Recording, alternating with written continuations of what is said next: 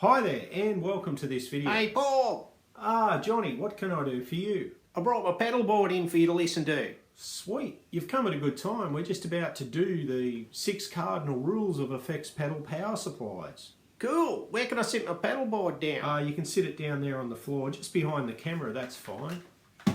Can I power it up? You want to power this thing up now. Yeah, I want to test it, man.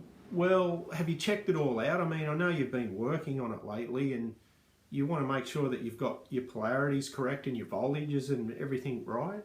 She'll be right, mate. She'll be right. No, we'll plug it in, we'll see what'll happen.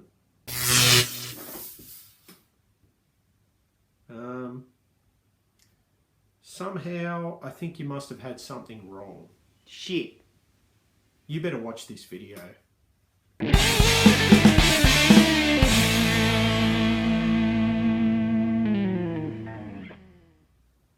Hi there and welcome once again. I'm making this video because I feel that there's a real lack of cut and dried, no bullshit information out there when it comes to effects pedal power supplies. I know this is the case because I get a lot of comments in the comments sections of my videos regarding effects pedal power supplies.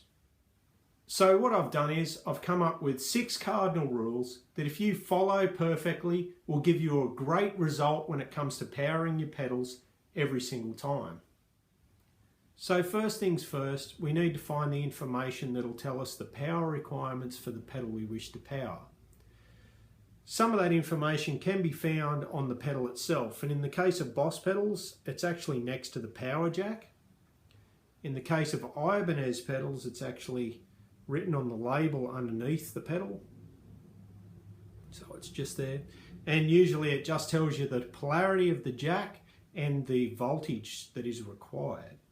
Alternatively, if you have access to a manual, you can find all the information that's applicable in the manual. Other than that, you can try online resources or you can also try the manufacturer's website. So cardinal rule number 1, the current mode of the power supply must fit the requirements of the pedal. This sounds complicated, but there's only 2 current modes and I bet you've heard of both of them. AC and DC. Alternating current, which means the electrons just go backwards and forwards through the wire, and direct current, where the electrons just flow in one direction all of the time. So how do we know which our pedal is? Well, let's have a look. So if you look on this DS1, you'll notice here that it says DC. That means direct current. So that one's DC. If we look at this tube screamer, you'll see it says DC 9 volts. That means direct current. You'll see at the top it says AC adapter. That's because the outlet power is alternating current. Also, AC and DC can be done with symbols, and if you look here, that's a little wiggly line like a sine wave, and that actually means AC as well. If we look at this particular power supply, you'll see this broken line with a firm line over the top, and this actually means DC, direct current. See, it actually says DC there, but it has that symbol, and that means direct current. So a wiggly line is alternating current, and a straight one like this with a broken line underneath means direct current. So if your pedal requires DC, ensure that the power supply is also DC. You'll see it says out DC there. And actually this will lead us on to the next thing. Cardinal rule number 2. The voltage of the supply must match the voltage required by the pedal. In the case of these Boss and Ibanez pedals, they require 9 volts. So the power supply must be rated at 9 volts. If you go over voltage, you risk blowing the pedal up. If you go under voltage, you risk starving it and actually making it malfunction or perform incorrectly. So in the case of this Boss pedal, you can see that there's a 9V just there. 9V DC. So the V is for volts. So this requires 9 volts. If we grab a Boss power supply and look at it, you can actually see DC 9V, meaning 9 volts. And we've got 100 milliamps here. Now this leads us to the next cardinal rule. Cardinal rule number 3. The current required by the pedal or pedals must not exceed the current that can be supplied by the power supply. So most power supplies will have a milliamp or amp rating. You must not exceed that rating with the pedals that you have connected. So let's check that out and see how it works. Now in the case of the current requirements, you're generally not going to find that written on the pedal anywhere. You're going to have to look in a manual or go to an online resource like the manufacturer's or the supplier's website and actually get that information. So I've got a few examples for you here, and this is a Boss AW3 dynamic wah, and we'll see that the current requirement for this is 50 milliamps at 9 volts. If we look at another one, this one is the Boss DD7 digital delay. If we look up the top here, current draw is 60 milliamps at 9 volts. Some of them go way higher than that. Some of the older delays will go up to probably 100 milliamps or so. If we look here on this Maxon OD808, you'll see that the current requirements for this one is, where is it? Here, current consumption, 5 milliamps at 9 volts, 6 milliamps at 10. So you can sort of squeeze this up to 10 volts. So that's 5 milliamps is like 1/10 of what the wah or the AW3 uses. So let's say you've got yourself a daisy chain lead and you're going to run 3 pedals off one power supply or one power supply output. You're going to need to add up the current requirements for each of those pedals to actually find out how much current you're going to need and whether the power supply can actually supply that. So let's say, for example, we use the 3 pedals that I just talked about, the AW3, the DD7 and the OD808. You'll need to add up the 50 milliamps for the AW3 to the 60 milliamps for the DD7, so that's 110, and then the 5 milliamps required by the OD808, and you'll end up with 115. Now if you have a power supply that's only rated to 100 milliamps, it may just run it, but it's not recommended. I would say over time the power supply might fail. So it's a good idea to make sure that the current requirement by the power supply always exceeds what you need. So in this case, if it was 150 milliamps, I would make sure that, or 115 I should say milliamps, I'd ensure that I had at least probably 150, 200 milliamps supply so that the supply could handle it, no problems at all. Cardinal rule number 4, the polarity of the jack on the pedal must match the polarity of the connector on the power supply. So let's check that out and have a closer look so you can work that out. So this Boss pedal gives us a good example of this polarity situation, and this information should be on the pedal itself. If it's not, it'll be in the manual or on the manufacturer or supplier's website, as I've said in every other case. If we look here, you will see an outer circle and then a dot in the middle in between a plus and a minus. Now this symbol represents this socket, and the outer circle is called the ring, and that is actually the outer part of the socket or the outer part of the connector, the bit that you can easily touch with your finger, the big cylindrical piece. The inner dot is a representation of the pin in the middle of the socket, or the hole in the middle of the connector that you can see there. Now, as you can see, we've got the ring being positive and the tip being negative. And most Boss pedals and most Ibanez pedals are this particular way. But I'll show you an example of a power supply that is the opposite to this. So you can see the information on the Boss pedal here, and I'll show you the information on this little power supply.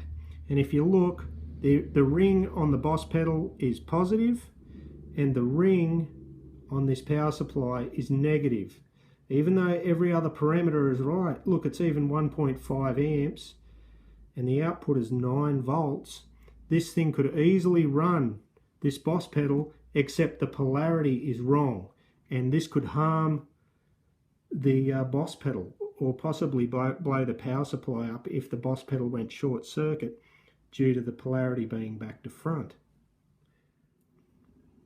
This little Boss power supply is a good example of one that's wired correctly, and if you look there, it's got positive for the ring and negative for the tip, which is the same as this Boss pedal. So positive for the ring and negative for the tip. Whether you can see that. Here is another example of a Boss power supply. This one's a new one, and as you can see, positive for the ring, negative for the tip, the same as the pedal. So this power supply could easily run this pedal. It says it's 0.5 amp is what its capabilities are. So a DS1 would probably only consume, 20 milliamps or something to that effect. So this power supply could easily run the DS1. Cardinal rule number 5. This one's a bit of a hidden trap, and there is more than one way around it. The rule itself is never run positive ground and negative ground pedals together on the one power supply. Now there is an unless the outputs of that power supply are isolated. And if they are, that power supply is in fact several mini power supplies put together in one box. And that is the first solution to this problem. Running the negative ground pedals off one output and the positive ground pedals off another output. Just never mix the two together on one output, because then you'll run into the same problem and it will short the output out. The other solution to the problem is to run one power supply for the negative ground pedals and another power supply for the positive ground pedals. This too will alleviate the problem. So how do we work out if our pedal is positive ground or negative ground? Well, most pedals these days are negative ground. All of your Boss stuff, all your Ibanez stuff, Maxon stuff, and pretty much all of the rest of it is negative ground. There are still a few positive ground pedals, mostly old fuzzers and wah-wah pedals, but not all wah-wah pedals and not all fuzzers. There's a bit of a mixture. And there are some other boutique pedals that are still positive ground. But if you want to test it, it's pretty easy. What you need to do is find out one of the power input pins polarity. And if we look here, the center pin is negative on this. So if we go back down, and what we do is get a multimeter and set it on continuity. So we're on continuity here. And when this says 0, that means a short circuit, or close enough to 0. It's almost 0, 0.001. And what we do is connect one probe to the chassis of the pedal. So a nice spot is just at the entry of the jack, and the other one on our pin. And we get an almost short circuit again. So this tells me that this pedal is more than likely negative ground. Now, because it's shorted, the negative pin is shorted to the chassis of the pedal. But if it was positive ground, we'd get a slightly different reading. So I don't actually have a positive ground pedal here to use in a demonstration. So I'm going to simulate the effect of going between the negative pin and the chassis of the pedal on a positive ground pedal. And I'm going to do this by actually connecting to the positive of this negative ground pedal and the chassis. And we'll see what kind of a reading we get there.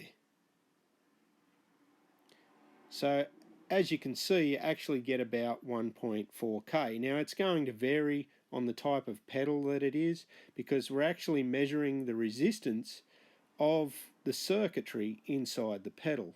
So a positive ground pedal actually has the positive conductor of the power connected to the chassis of the pedal, and this makes it positive ground. Cardinal rule number 6, voltage regulation. This rule is not thrown in there for any particular safety reasons, nor the preservation of your equipment. It's simply thrown in there to ensure that you get a good quality sound that is noise free. Voltage regulation ensures that your power is clean and free of noise. I can show you some examples of this. So here's an example of an unregulated power supply. This is a really old Boss type wall wart power supply that you would run one pedal off. And this is totally unregulated. It has a small transformer, a bridge rectifier, and a capacitor for filtering. It has nothing else. So as soon as you put a little bit of load on this, it gets like a ripple voltage happening, and that comes through in your distortion and overdrive pedals pretty easily. So here's an example of another Boss power supply. This is a late model type wall wart power supply. It's the PSA one. This is actually a switch mode power supply. It's regulated and it provides very, very clean voltage. It has a small transformer and it runs at high frequency. So here's another example of a regulated pedal power supply. This is the K-Line pedal power. It has a switch mode wall wart that provides power to this box, and then from there the voltage gets regulated down to the nominated voltage, be it 9 volts or 12 or 18, and this provides good clean audio as well. These being quite a cheap item, that's not a bad thing.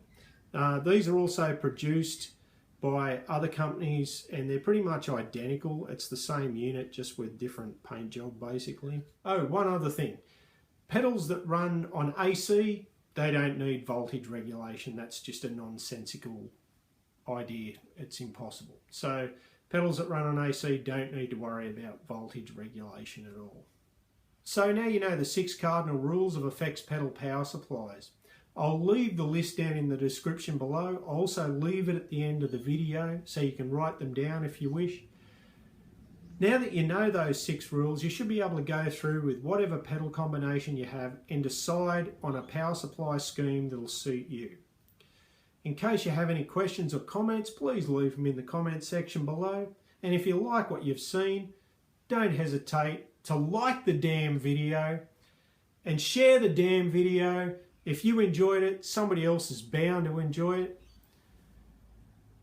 Don't forget you can subscribe. I've got over 100 videos now. Have a great day. I'll catch you later.